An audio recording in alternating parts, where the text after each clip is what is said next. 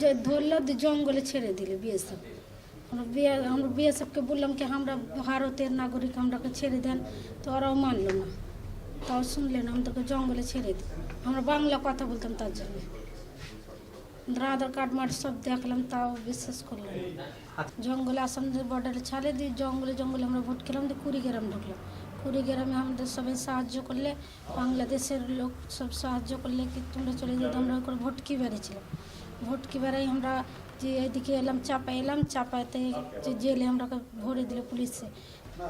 বাংলাদেশকে বলছি কি ধন্যবাদ, কি আমার নামাজ চলছে, প্রেগনেন্সির কখনো বি বাচ্চা হতে পারে, তার জন্য আমি যেয়েছি। আর বাংলাদেশেরও সরকার খুবই ভালো, কি আমরাকে যেতে দিচ্ছে, কোনো সমস্যা দেয় না, ওকে ধন্যবাদ।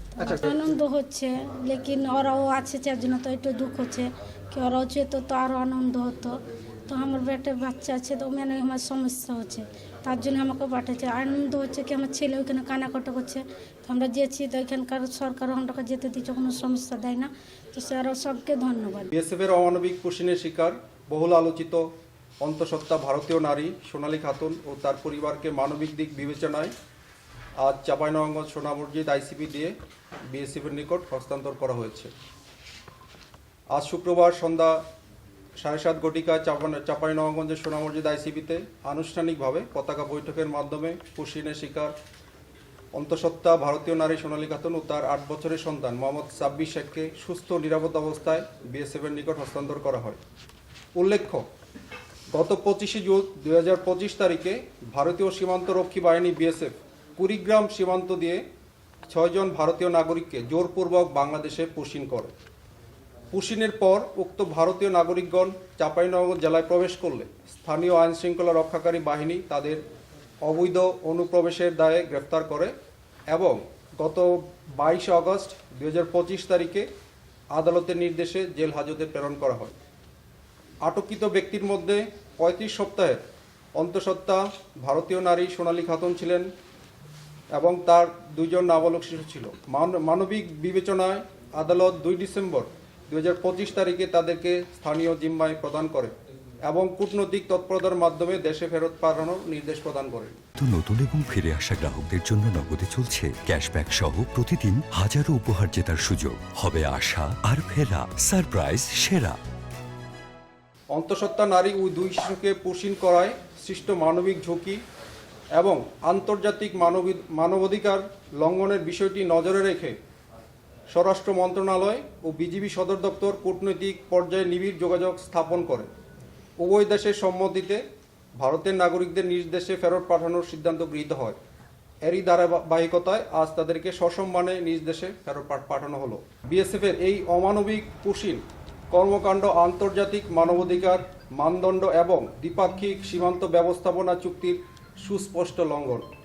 পুশিনের এই কর্মকাণ্ড দীর্ঘদিন ধরে সীমান্ত এলাকায় মানবিক সংকটের সৃষ্টি করেছে এবং উভয় দেশের সৌহার্দ্যপূর্ণ সীমান্ত ব্যবস্থাপনার পথে প্রতিবন্ধকতা হিসেবে চিহ্নিত হচ্ছে। বিএসএফের অমানবিক পুশিন আচরণের বিপরীতে বাংলাদেশ সরকার, স্বরাষ্ট্র মন্ত্রণালয় এবং বিজিবি মানবিক মূল্যবোধ, আন্তর্জাতিক আইন ও প্রতিবেশী সুলভ সম্পর্কের প্রতি গভীর শ্রদ্ধা প্রদর্শন করে পুরো প্রক্রিয়াটি সম্পূর্ণ স্বচ্ছ, নিরাপদ ও মর্যাদাপূর্ণভাবে সম্পন্ন করেছে।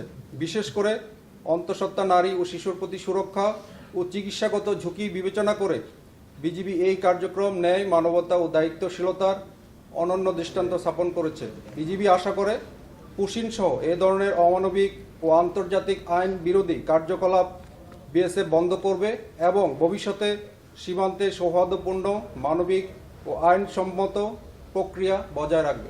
ফারুক আহমেদ নামক তাদের এক আত্মীয় হয়, তাদের কাছে জিম্মায় দিয়েছিলেন। তো বিজ্ঞ আদালতেরই আরেকটা নির্দেশনা আছে যে ইন্ডিয়ান হাই কমিশনের সঙ্গে এভাবে যোগাযোগ করা যেতে পারে। তারই আলোকে 2 জনকে ফেরত প্রদান করা হয়েছে এবং যে 4 জন আছে আমরা আবার এই যে ফারুক আহমেদ যিনি আছেন তাদের কাছে দিয়ে দিব। এবং বিজ্ঞ আদালত আরও নির্দেশনা দিয়েছেন যে প্রতি 10 দিন পর পর ওসি সদর মডেল থানা চাঁপাইনবাবগঞ্জ তাকে বিজ্ঞ আদালতে প্রতিবেদন দিতে হবে এবং বিজ্ঞ আদালতের নির্দেশনা অনুযায়ী আমরা প্রতিবেদন দিব। এবং তাদের নিরাপত্তার বিষয়টি আমাদের মাথায় রয়েছে।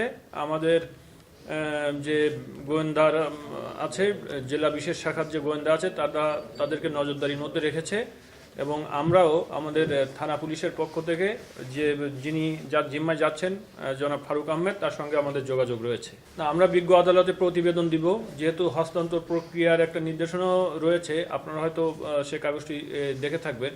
তো আমাদের যে হস্তান্তর প্রক্রিয়ার যে দলিলটি রয়েছে, আমরা বিজ্ঞ আদালতে সেটি প্রতিবেদন আকারে উপস্থাপন করব এবং যে 4 জন রয়েছে তাদের বিষয়ে উপস্থাপন করব।